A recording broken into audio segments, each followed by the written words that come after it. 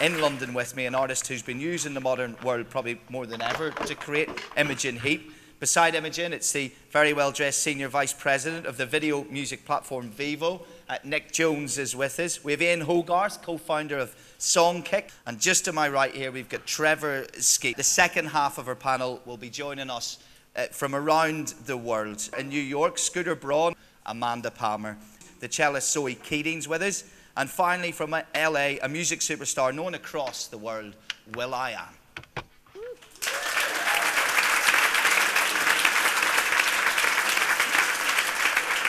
Let's cross over to Will. Will, you love most things tech. I've been watching your version Disruptor video, which is brilliant, and you have a ball using them as well. But what about the smaller artists? How can they use it to their advantage? Are they able to showcase themselves, and do they get enough back in terms of payment?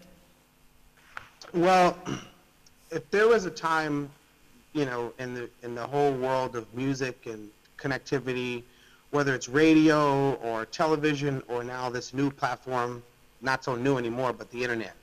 Right now would be the best time for a new artist to find who their audience is, connect directly one-to-many, and how you make money is up to your imagination. Yesterday's system was yesterday's system, and that system was because of, one company that owned the majority of the platform. And I'm talking about hardware and software, and that was RCA. So now we live in a different world. What do you care about as a musician with everything going on in all the different spaces? Well, the time to make music is one of the key ones. I'd love more transparency, and I'd love it, we have these amazing apps and technology out there, and they're coming every day. It's sometimes very difficult to navigate because there's so much new stuff coming out and not knowing, who's talking to who. But already, I know that, Songkick are speaking to Spotify, and there's ways now when people can, if people are on Spotify and they know that they're listening to this kind of music, they can then find out when that band is playing. I love Songkick. It's like brilliant. I went to a Songkick gig the other day. I went to see Jackson and his computer band, which I would never have known about if I hadn't got that little notification. And things like that are hugely changing the way that we can connect with our fan base. And Shazam as well. How amazing is Shazam? But if Shazam connected to Spotify, connected to Songkick, all these S's seems to be, if you want to be a good app, you have to have an S at the title. If they could all talk to each other and then, give the artist that information, that's what we really need. We need this information. There's all the amazing information out there that big companies have, little companies have. If there was some way to get that, to curate that for the artist, then we could really be empowered and choose how we navigate through this brave new world. Listen, Trevor, I know there are other streaming sites, but they're not in the room. So if anyone's got any criticism whatsoever, you're getting it right in the neck from the other 7 people at any stage. Listen, you can't ignore the plaudits, and you'll get many for it, so this isn't an attack at all. But by the same token as walking in here tonight, diverging with talking heads ringing out all over here, and people like David Byrne, I mean, they're very extreme in their views against it, aren't they? It'll suck the creative content out of the world until there is nothing left, is what he said. So whilst not ignoring the plaudits, I suppose you've got to take on board the criticisms. You're definitely next, Zoe. Talk to Zoe about it. Talk to Zoe about it. I mean, first of all, I love artists. I am an artist. I've written, produced. I've been signed to a major. I've been signed to indie. I've toured in vans. I've toured in tour buses. And I love being an artist, but it also leads to being eccentric. And I think while some of those claims could be lending themselves towards some truth, I think they may be a bit off-center. And I think, the reality is a few artists may get some attention for saying statements like that, but the reality is at Spotify, I mean, we've asked like Eagles, Metallica, Pink Floyd, all coming and joining the service, but they want to be a part of something they think is really helping the industry. Yeah, I mean, for me, I've never experienced having seeing piracy as a threat. I just don't see it as a threat. I've had my career exist entirely after Napster. My job is just to make music and then convince people that it's worth buying, and half of my income is from sales.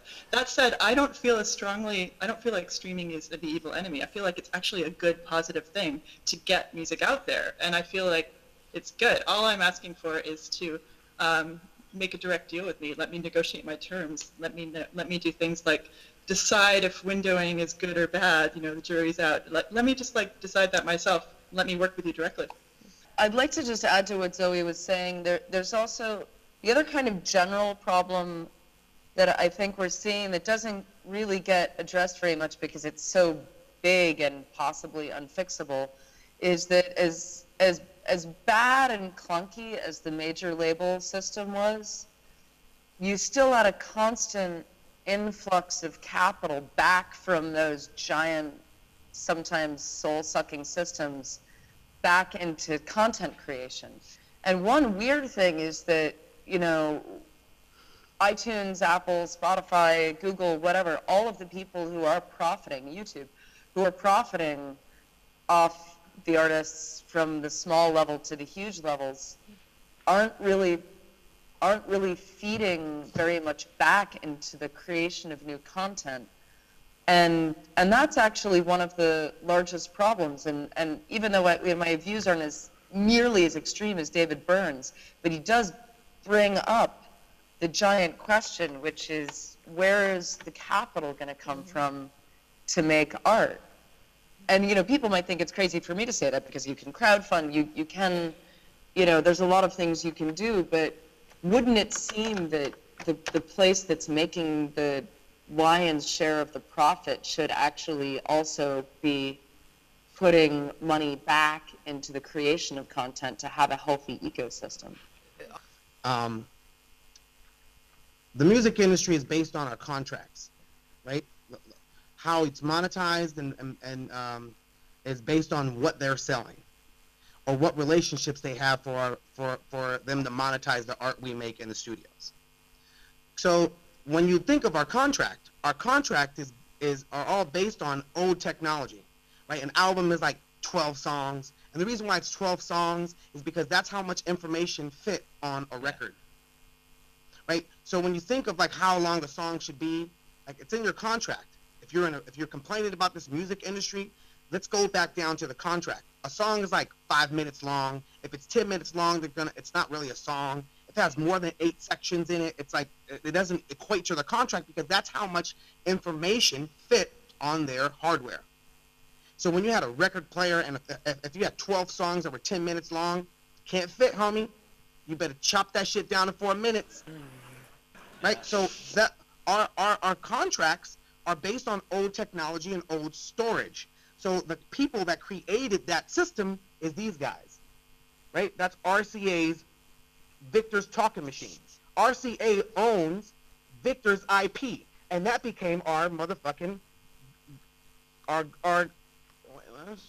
swipe, nigga, swipe. Hold on. That became our freaking Grammy Award. So now that old technology is now our award. That's like 10 years from now, we're going to go up on stage and be like, I'd like to thank everybody for this phony iPhone award, because we're listening to things from gramophones. We went from gramophones to iPhones. Yeah. We went from listening to music on a gramophone to a phone. Now, if you're going to complain about streaming or buying things from iTunes, the user is all listening to it from their phone. And their phone has the same, why are they going to pay for it if they can just listen to it while they're running and have a YouTube a playlist? You're asking people to buy things on the same device where it's streaming for free. What artist is going to click on the companies that we're all thinking of, the ones that you don't want before? You can't expect to get anywhere with an artist unless you're willing to let them have a voice and have communication in the process. You can think you're making the right decision for them business-wise, but if they're not in the know, they're going to kick your ass. And I learned that as a manager. So the biggest problem the technology companies are having, Vevo's having, everyone else, Spotify, and I work with all you guys, and I've had problems with you, and I've had good moments with you, is that you're not showing enough respect to the artists to go to them and say, we need to have a conversation. I guess for any artists watching, I guess what I'd like to say is that it goes both ways, and I think it's the more accessible you can be to us as technology companies, the better. And I had breakfast with Zoe, and we talked about how we can make Songkick better and how to make Detour better. Met with Imogen and talked about how we can make what we're doing better. And I think it's actually a lot harder to contact artists than you might think. You know, there's often like an agent in the way, or you know, the email's not transparent, or you're too small for them to take seriously at that point in time. And I guess what I'd say is, like, you know, I think what Scooter said and what Will said about being really proactive as an artist in demanding things to work more the way you want, I think also just make yourself more accessible to us, and the technologists that are artist-centric will come find you. Excellent. Nick? Yeah, I can't believe that we can't have more conversation and make more out of it. From our point of view, we want to be what the artists want, but the ultimate aim is we're trying to monetize a business and trying to do that the best way we can. Now, if there's other ways of doing it, new ways of doing it, we're really keen to understand that, because we want to work with artists to make it better. 20 years ago, none of this would have made any sense. Thank you to our Virgin Disruptors. Thank you for watching, and thanks to everyone in the room. Thank you.